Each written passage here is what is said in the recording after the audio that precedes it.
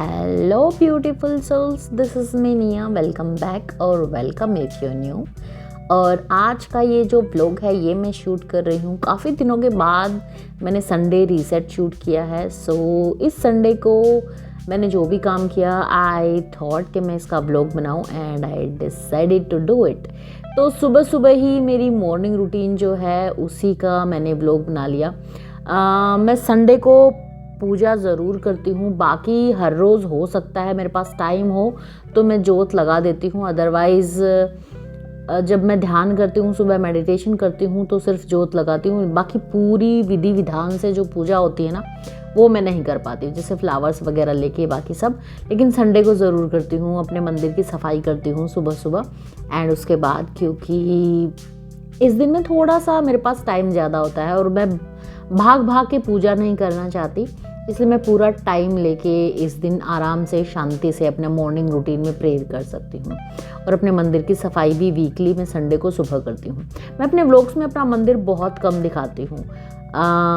I don't no, मुझे अंदर से ऐसा फीलिंग आती है कि मुझे अपना मंदिर शो नहीं करना चाहिए, क्योंकि इंटरनेट पर ना लोग बहुत जजी हैं और वो पूरा रूल रेगुलेशन वाला फॉलो करने लग जाते हैं। मतलब भले ही आप सनातन धर्म के हो, बट हमारा खुद का धर्म हमें इतनी सारी फ्रीडम देता है कि आप जैसे चाहो पूजा कर सकते हो, जिस रूप में चाहो पूजा कर सकते हो। बट स्टिल मतलब मेरे व्लॉग्स में कई बार ऐसे जजी कमेंट आते हैं मुझे कि ऐसे मत करो, वैसे करो, गीता मत बोलो, श्रीमद् भागवत गीता बोलो, कान्हा मत बोलो, श्री कृष्ण बोलो। भाई मेरी मर्जी है ना, मेरा रिश्ता भी होगा कोई भगवान से, आप कौन है मुझे बताने वाले। बट स्टिल इसीलिए मैंने डिसाइड किया कि मैं अपना मंदिर, अपनी पूजा पाठ और इस तरह की चीज़ें थोड़ा सा कम दिखाऊंगी। और ऐसा नहीं है कि मुझे कुछ नेगेटिविटी से डर लगता है। Hey I am a single mom, do you really think कि मुझे इंटरनेट पर कोई किसी तरह की ऐसी बात बोल सकता है जो मुझे अपने रिलेटिव्स के थ्रू इधर उधर से घूम घाम के मुझ तक ना पहुँची हो कि मेरे बारे में ऐसी चीज़ बोली गई है। बिलीव मी, आपके रिलेटिव, आपके खुद के फैमिली मेम्बर आपके बारे में जिस तरह की बातें बोल सकते हैं ना, इंटरनेट पे कोई नहीं बोल सकता। सो ऐसा नहीं कि मुझे फ़र्क पड़ेगा। बट जब बात श्रद्धा की आती है, बात आपके विश्वास की होती है और तब उस पर कोई कमेंट करता है ना, तो आप नहीं चाहते हो कि उस चीज़ के लिए आपको नेगेटिविटी मिले। बाकी किसी चीज़ के लिए भी मिले, आई डोंट केयर। सो यहाँ पर मैं आ गई हूँ और उसके बाद मैंने दूसरा काम किया है। मेरे जो ये पॉट्स हैं जिनमें मैं अपने बर्ड्स के लिए, नहीं मेरे बर्ड्स नहीं हैं, ये लोकल जो भी बर्ड्स हैं इनके लिए पानी रखती हूँ, इनको अच्छे से क्लीन किया है बिकॉज इट्स संडे।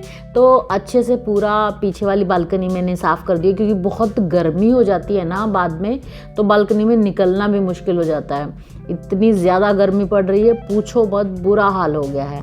और उसके बाद मैं सीधा अंदर आ गई हूँ और आज है संडे, तो राइस 100% बनने वाले हैं हमारे घर में, क्योंकि विहान को रोटी के ऊपर राइस कभी दे दो आप, मतलब अगर उससे पूछूंगी ना क्या बनाओगे, राइस रोटी, always is going to be rice.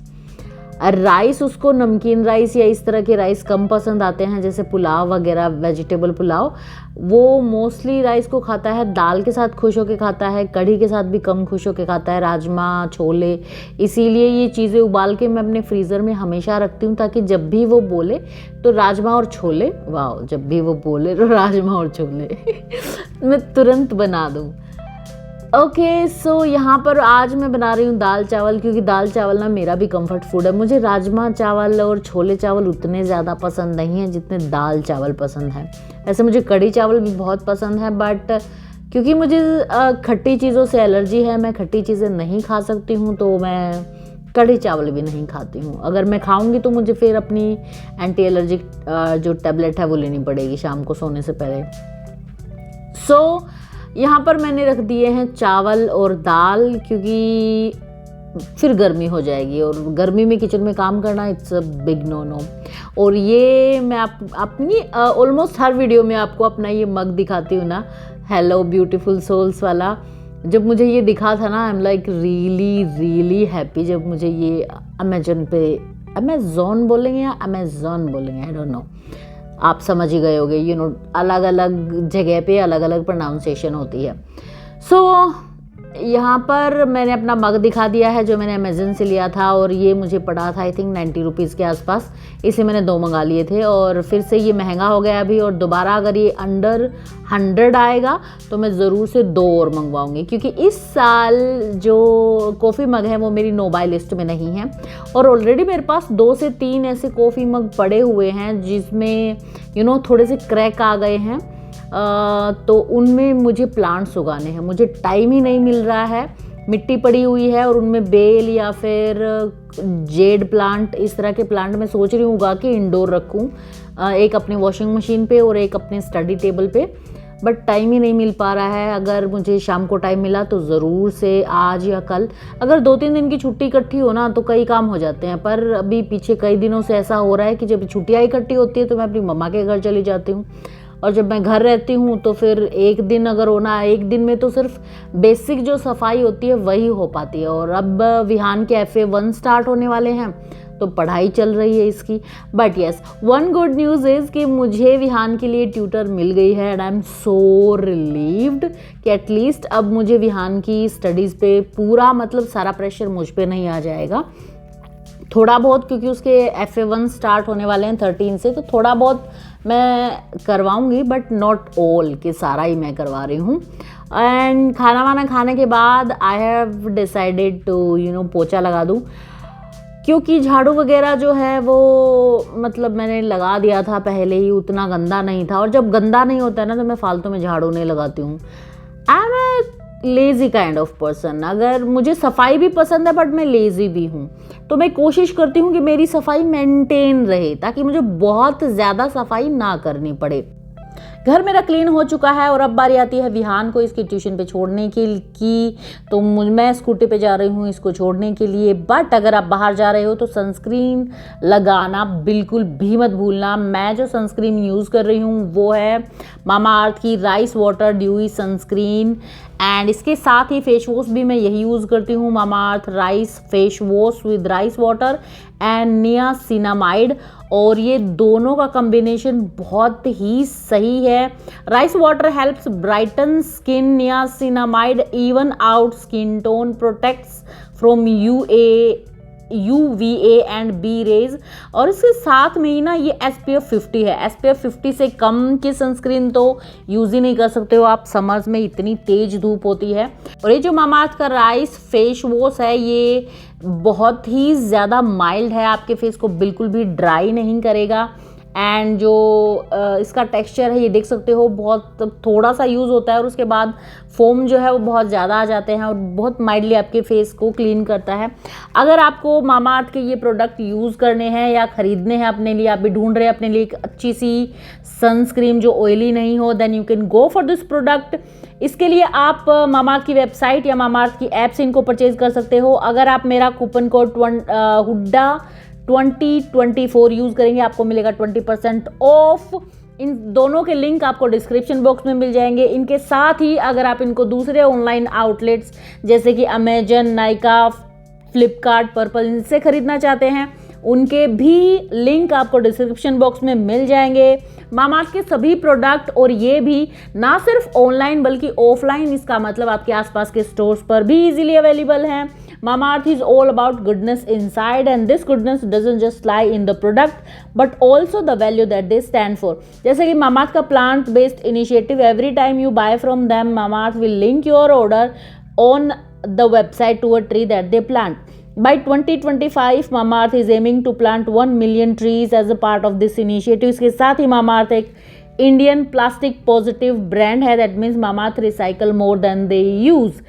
So this summer, if you are looking for a really nice, mild and light और बिल्कुल भी ऑयली नहीं करती है, जो आपके फेस को इस तरह की सनस्क्रीन लेना चाहते हैं, then go for this product. I am using this product for past 15 days and the results are amazing. I am in love with this product. Go check, all the links are in description box. So Vihaan को tuition पे छोड़ने के बाद मैं आ रही हूँ वापस घर, and look at my beautiful city.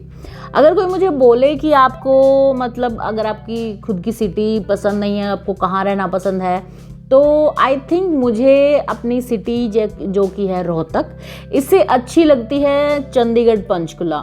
या तो वहाँ पे रहना या फिर अपनी ही सिटी में रहना। बट अगर दोनों में से मुझे प्रेफरेंस मिलेगी तो मुझे अपनी ही सिटी यानी रोहतक में ही रहना पसंद होगा, बिकॉज मेरा पूरा लाइफ यहाँ पे गया है। मेरी स्कूलिंग यहाँ की थी, मेरा कॉलेज यहाँ पे हुआ है, मेरी पूरी फैमिली, सारे फ्रेंड्स, सारे रिश्तेदार सब यहाँ पे रहते हैं। और यहाँ का चप्पा चप्पा मुझे पता है कौन सी शॉप पे कौन सी चीज़ अच्छी मिलेगी, कौन सी चीज़ बुरी मिलेगी। I know everything about this city. और अपने शहर की बात ही अलग होती है। जब आप पूरी लाइफ एक शहर में बिताते हो ना, तो आपको उस सिटी की हवा जो है ना उसको भी आप पहचान लेते हो। So yes, this is my city and I just love it. और आई थिंक मुझे इसके अलावा और कहीं रहना ज़्यादा पसंद भी नहीं है कि मैं किसी और सिटी में, मतलब ऐसा मेरा कोई ड्रीम नहीं कि मुझे वहाँ पे रहना है। सो ये एक और चीज़ रहती थी मेरी, ये सारे मसाले वगैरह जो है ना वो भरना, ना सिर्फ मसाला दाने में बल्कि डब्बों में भी, जो जहाँ से मसाला दाने में पूरा यूज़ होता है वो। और इतनी गर्मी में किचन में काम करना अपने आप में महाभारत है। आई कांट टेल यू कि अभी गर्मियों में ना संडे रीसेट करना या कुछ भी करना कितना मुश्किल होता है। जस्ट थोड़ी थोड़ी देर में पसीने आ जाते हैं और मैं काम बीच में रोक के एसी वाले रूम में जाती हूँ, थोड़ी सी ठंडी हवा लगा के आती हूँ, फिर से आती हूँ काम करने। So it's quite a struggle. और जब आप साथ में रिकॉर्ड कर रहे हो ना, तो फिर आपको बार बार चेक करना होता है कि आपकी जो चल रहा है या नहीं, सही से स्क्रीन में सब कुछ आ रहा है या नहीं, कहीं आप काम कर रहे हो और पता चले कोई चीज़ आ ही ना रही हो। एंड येस, मुझे काफ़ी सारे ऐसे मतलब क्वेश्चंस आए हैं कि हाँ, जो बहुत सारे ऐसे लोग हैं जो यूट्यूब स्टार्ट करना चाहते हैं, स्पेशली अगर हाउसवाइफ है तो मैं सिर्फ एक ही चीज़ कहूँगी कि किस चीज़ का वेट कर रहे हो। कोई भी चीज़ जब हम शुरू करते हैं ना, ये याद रखना, सबसे मुश्किल होती है स्टार्टिंग में।